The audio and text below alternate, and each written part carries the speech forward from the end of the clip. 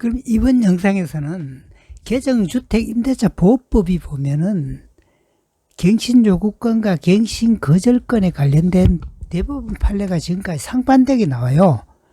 그러면 왜 그게 같은 사안에서 대법원 법원의 판결이 상반된 판결이 나오는지 그 한 이유를 한번 살펴보겠습니다.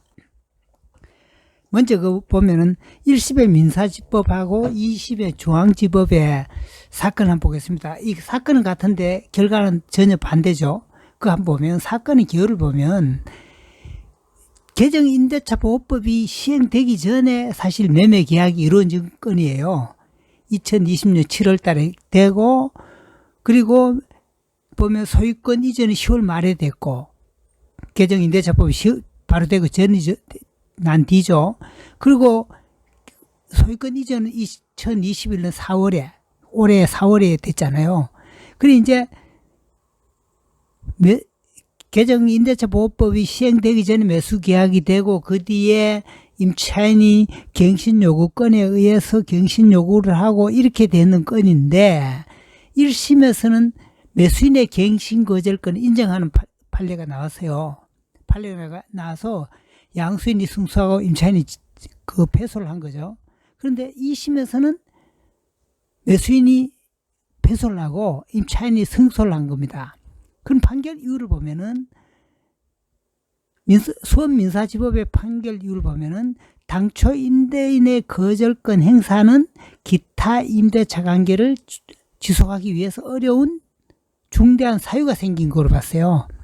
이게 주택임대차보호법에 중대한 사유가 생기면 가능하다는 게 있거든요. 갱신거절권 행사가. 그런데 보면은, 그리고 또 보면은 소유권을 넘겨받은 양수인이 임대인의 지위를 포괄적으로 승계한다. 이것도 사실 주임법의 내용입니다. 이런 근거에 의해서 새로 산 매수인이 승소를 하는 거로 승소를 했고, 임대인의 지위를 넘겨받았기 때문에 유효한 갱신거절권을 행사한 것으로 해석을 한 겁니다. 그래서 매수인의 갱신거절권 인정을 했는데, 2심에서는 다른 측면에서 접근했어요.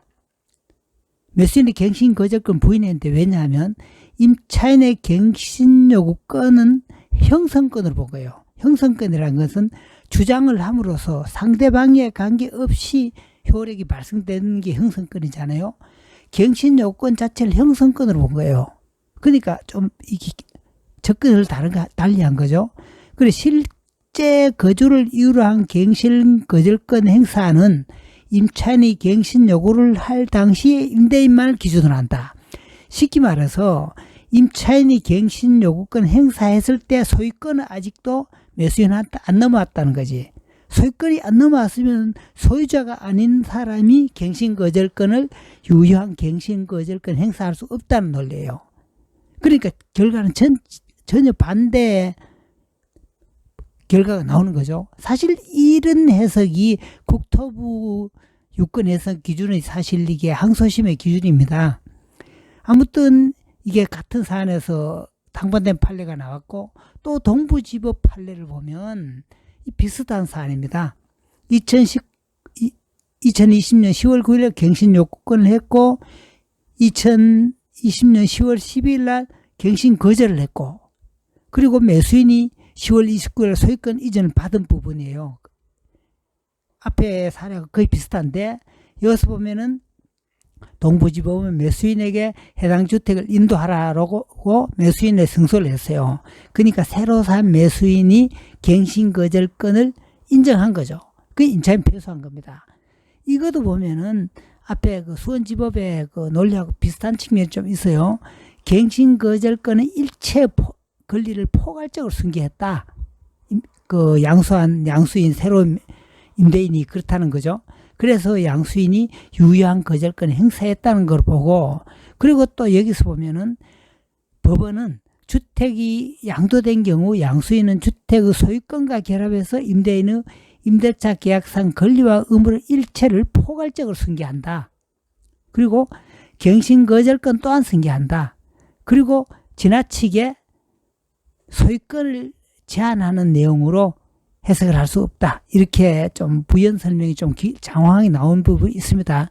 하여튼 거두절미하고 이 부분도 국토부 어떤 유권 해석하고 전혀 다르면서 임차인보다는 새로운 매수인의 손을 들어준 판례입니다.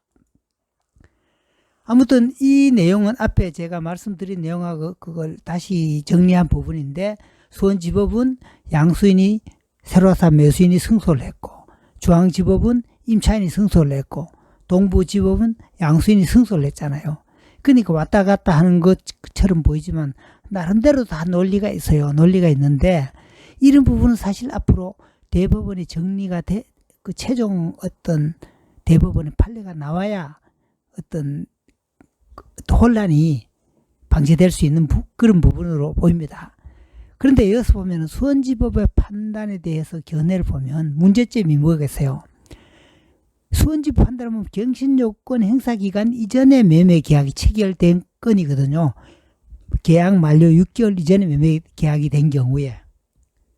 그러다 보면은 그러면 그때는 확인 설명 의무도 없습니다.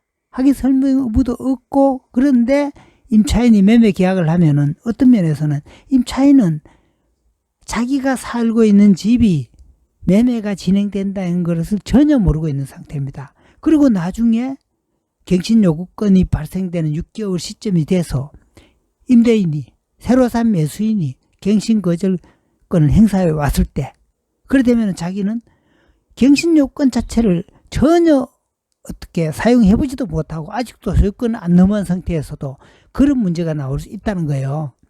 근데 보면은 여기서 어떤 이런 주장은 있긴 있습니다.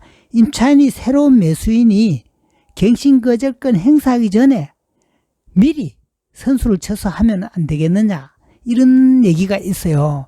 그런데 매수인의 어떤 갱신 거절권하고 임차인의 갱신 요구권을 6개월에서 2개월 사이에 발생된 상태에서 누가 선수를 쳐서 하면은 이긴다, 이 논리는 제가 봐서 설득력은 약해요. 약한데 하여튼 일부 주장은 그런 부분이 있긴 있습니다. 그러면 서울중앙지법 판단을 보면 또 어떤 문제가 있냐면은 이런 게 있어요. 예를 들어 가지고 계약 만료 6개월 이전에 소유권을 넘겨받아야 돼요. 그러면 계약 만료 6개월 이전에 소유권을 넘겨받지 못한다면 어떤 면에서는 그 임대인은 소유자면서 계약 만료 6개월부터는 전혀 재산권 행사에 임차인이 있으면 제약을 받는다는 거예요. 그리고 심지어 계약 만료가 되더라도 상당한 2, 3개월 기간이 지날 때까지는, 예를 들어가 갱신 거절권 행사했더라도 임대인이 예를 들어 가지고 그게 뭐 임차인을 내보내기 위해서 뭐 거짓으로 그런 권리를 행사했는 거로 인정되면 또 안 되기 때문에 상당한 재산권 행사에 제약이 따르기 때문에 아무리 주택임대차보호법이 임차인을 위한 법이라도 소유권을 지나치게 제약하는 결과가 아닌가, 이런 비판이 있습니다. 사실상 동부지법 판단도 사실 수원지법의 판단하고 비슷해요. 그 중개사법 시행세칙의 설명 의무도 발생되기 전인데 갱신 요구권은 그러니까 매수인의 갱신 거절권을 인정해버리면 임차인의 갱신 요구권은 사전에 아예 뭐 손을 썰볼 겨를도 없이 자기가 모르는 상태에서 소유권이 넘어가고 갱신 요구권을 해보지도 못하고 집을 비워줘야 된다. 이거는 어떤 면에서 입법 취지에서도 반하는 그런 부분이 사실 분명히 있습니다. 그럼 지금까지 내용을 보면 결론 좀 지어보면은 지금까지 사실 그 수원지법이든 동부지법이든 판례 내용이 개정 임대차 보호법이 새로 반려가 되면서 갑자기 시행이 됐잖아요. 그러면서 어떤 가도기적인 측면에서 발생되는 그런 어떤 측면이 사실 있는데 어떻든 앞으로도 개정 임대차 보호법이 시행되기 전에 예상치 못한 그런 부분은 분명히 있지만은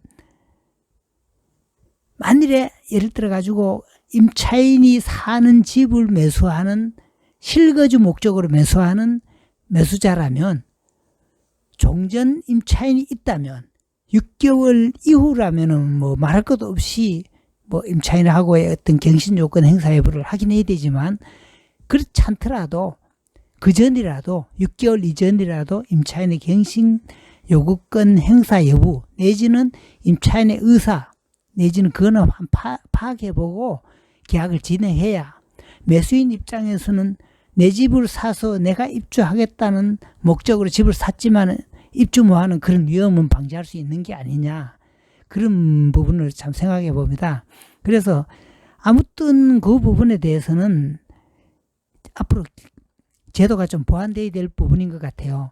그러니까 갱신요구권 행사 도래 기간 전에 매매가 이루어질 때 쉽게 말해서 계약 만료 6개월 이전에 매매될 때 그런 부분에 대해서는 좀 제도 보완이 된다면 개정 임대차 보호법으로 인해서 갱신요구권과 갱신거절권의 어떤 충돌로 인해서 분쟁 이거는 좀 상당히 좀 방지할 수 있는 거 아니냐 어떤 그런 생각을 해봅니다. 네, 지금까지 갱신요구권과 갱신거절권에 대해서 3번의 영상에 걸쳐서 쭉 설명하면서 소상하게 한번 검토를 해봤는데 나름대로 제가 고민을 많이 하면서 작성을 해봤어요. 해봤기 때문에 제가 말씀하는 드리는 내용은 그나마 논리적 측면에서 접근했고 임대인이나 임차인, 매수인 누구의 어떤 입장이 아니라 객관적인 시각에서 어떤 작성을 해보려고 노력했기 때문에 나름대로 참고는 될 수 있다고 봅니다. 아무튼 영상을 시청해 주셔서 감사합니다. 네, 이상입니다.